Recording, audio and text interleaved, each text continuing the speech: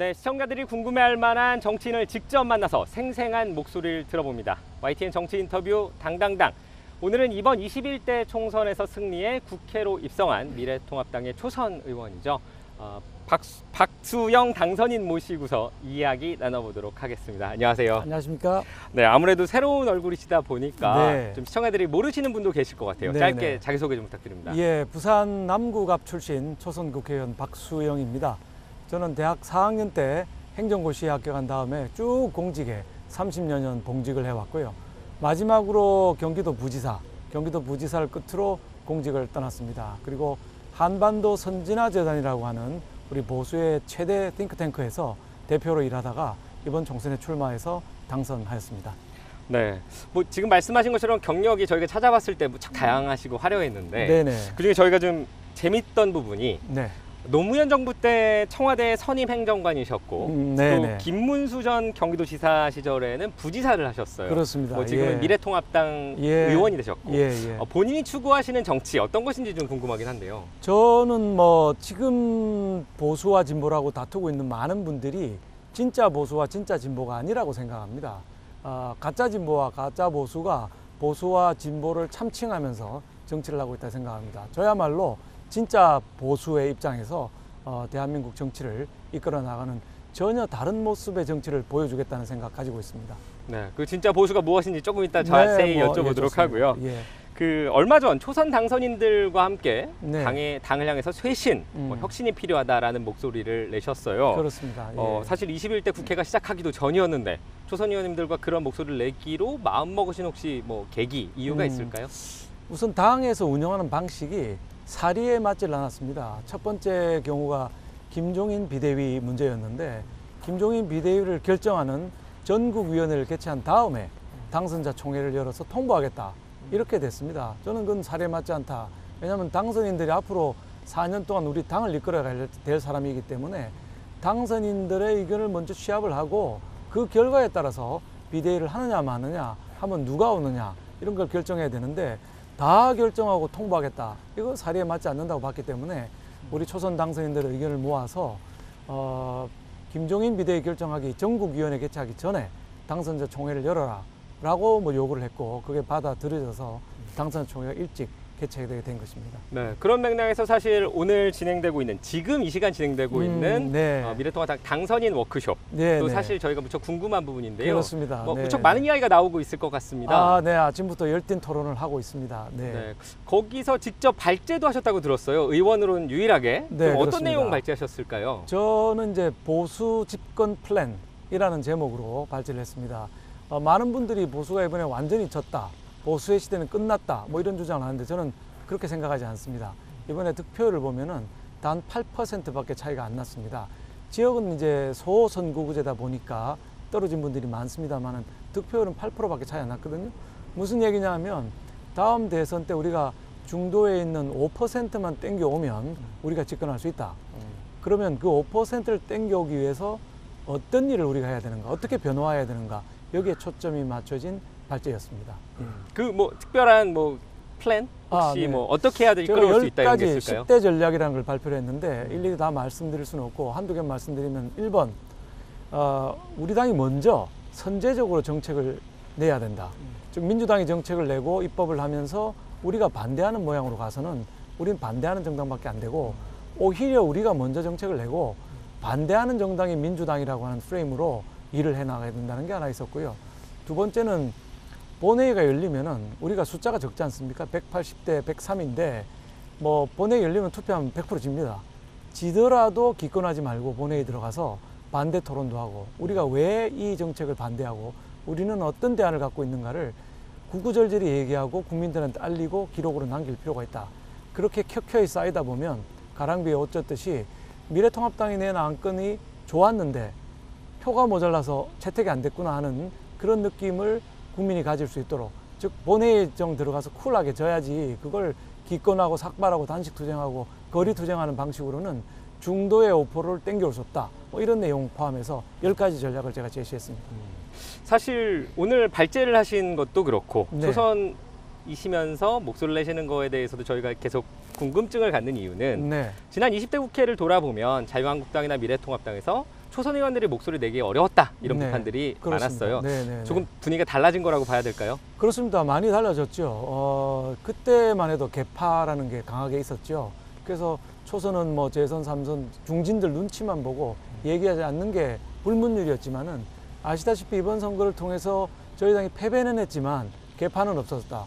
개파의 수장이라는 분들이 낙선하거나 또는 불출마를 했습니다. 개파가 없는 지금이야말로 네. 우리 당이 혁신으로 나갈 수 있는 최고의 기간이다. 이렇게 보고 있습니다.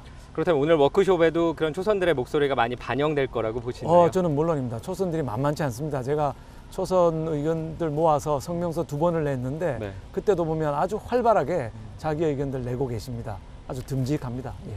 알겠습니다. 또 국민들이 궁금해하시는 부분, 또 오늘 워크숍에서 결정 날 거라고 보는 부분 중에 하나가 당의 지도 체제에 대한 부분입니다. 그렇습니다. 네. 뭐 총선 이후에 한 달 넘게 지금 아직 결정을 내리지 못하고 그렇습니다. 있는데요. 네.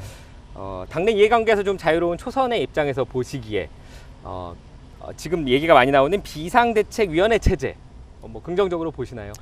예, 저는 뭐 당장 우리가 전대를 할 만한 준비는 안 됐다고 보고 비대위 체제로 가는 게 좋다 이렇게 생각을 합니다.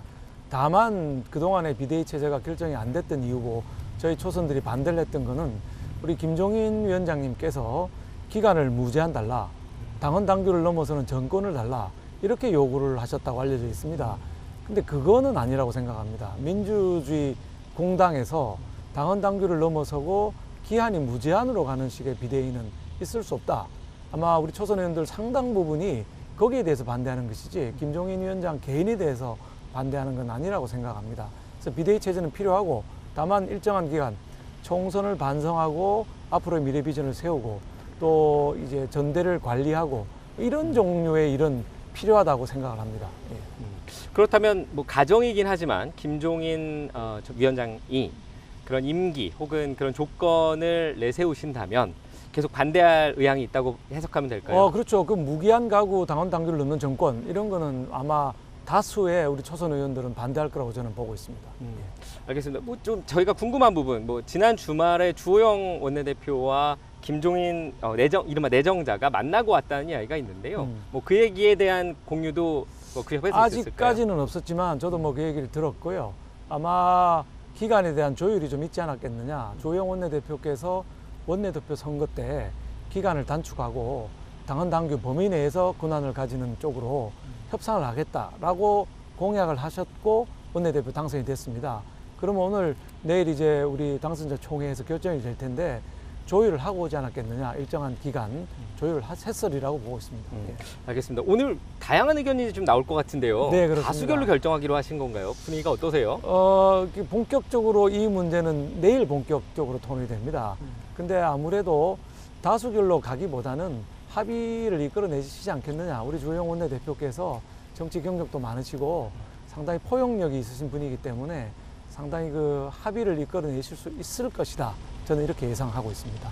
알겠습니다. 뭐 앞서 말씀하신 것처럼 개혁, 쇄신 뭐 이런 것들이 필요하다고 말씀하셨는데 네, 하시고 네. 계신데 네. 당에서 꼭 바꿔야 된다 하는 부분이 있다면 어떤 것이 있을까요? 저는 당에서 이제 언로 같아야 된다. 소통이 제일 중요하다. 이렇게 생각합니다. 그래서 제가 제 표현으로는 계급장 떼고, 계급장 떼고 네. 할 말은 다 하는 이런 모습으로 가야 된다는 게 1번이고요. 두 번째가 필요하다면은 가만히 앉아서 공부 안 하고 법안 안 내고 정책 안 내는 정당이 아니라 수권 정당으로서 이슈가 있으면 먼저 치고 나가는 이런 정당이 돼야 되는데 그러려면은 굉장한 노력과 공부가 필요합니다. 그래서 첫째는 소통하는 정당, 두 번째는 공부하는 정당이 되어야 우리가 2년 뒤에 대권을 찾아올 수 있다고 생각합니다. 같은 맥락에서 좀 질문 드리고 싶은데요. 네. 미래통합당의 약점 가운데 하나로 꼽히는 게 청년층에 대한 지지가 낮다 이런 부분인 것 같아요. 네, 그렇습니다. 청년 정책이 부족하기 때문이라고 보시나요? 아니면 이미지가 나쁘기 때문이라고 보시나요? 전반적으로는 둘 다죠. 이미지도 굉장히 저희 메시지는 좋은데 메신저들이 좀 젊은 청년들한테는 꼰대스럽게 보이는 측면이 있었다고 생각합니다. 훨씬 더 댄디하게 우리가 나아가야 될 거라고 보고 있고요. 그 다음에 청년들을 그동안에 예를 들면 30대 이번 총선만 하더라도 험지라고 하는 퓨처 메이커즈라고 하는 험지에 내보내서 배현진 의원을 제외하고 전부 다 떨어졌거든요. 네. 이런 방식으로 청년을 이용만 해서는 안 된다. 제가 오늘 발제할 때도 한번 얘기를 했습니다만 비례대표의 짝수 번호, 홀수 번호는 여성을 주게 돼 있습니다. 짝수 번호는 30대를 전부 공천을 했으면 좋겠다. 그래서 4년을 비례대표로 보내면서 공부를 하고 정치를 알고 4년 뒤에는 지역에서 출마할 수 있는 여건을 만들어줘야 30대가 정치할 수 있는 토양이 만들어지고 그래야 30대들이 우리를 좋아하는 교두보가 만들어진다 이렇게 보고 있습니다. 알겠습니다. 이제 21대 총선 시작까지 얼마 남지 않았는데요. 뭐 항상 드리는 질문이긴 합니다. 조선 의원분들께. 네. 이번 21대 국회에서 난 이런 법은 꼭 만들어 보고 싶다 하는 것이 있다면 어떤 것이 좀 있을까요? 저는 대한민국 정치가 바뀌어야 된다. 즉 정권이 바뀌는 게 아니고 정치가 교체돼야 된다 생각합니다. 근데 정권 교체의 핵심이 뭐냐? 제왕적 대통령제. 제왕적 대통령의 핵심이 뭐냐? 대통령이 가진 인사권입니다. 우리나라 대통령이 10,000개 이상의 자리에 대한 인사권을 가지고 있습니다. 네. 이게 많은데 어떻게 알 수 있느냐? 우리보다 100배나 큰 미국 트럼프 대통령은 2,000개 정도 가지고 있습니다. 우리는 10,000개입니다. 작은 나라가 5배나 더 갖고 있거든요. 네. 저는 제일 먼저 해야 될 게 대통령이 임명한 자리를 10,000개에서 한 500개 정도로 줄여야 된다. 이런 생각을 갖고 있습니다. 그래야 대통령 선거를 둘러싸고 가짜 뉴스, 목숨 걸고 싸우고 이런 극단적인 투쟁이 없어지고 정치가 정상화될 거라고 보고 있습니다. 하나하나 찾아서 대통령이 임명한다는 조항을 다 없애버릴 예정입니다. 네, 알겠습니다. 지금까지 미래통합당 박수영 당선인과 함께 초선 의원이 바라본 미래통합당 그리고 미래통합당의 향후 진로 변화에 대해서 함께 이야기 나눠봤습니다. 감사합니다. 감사합니다.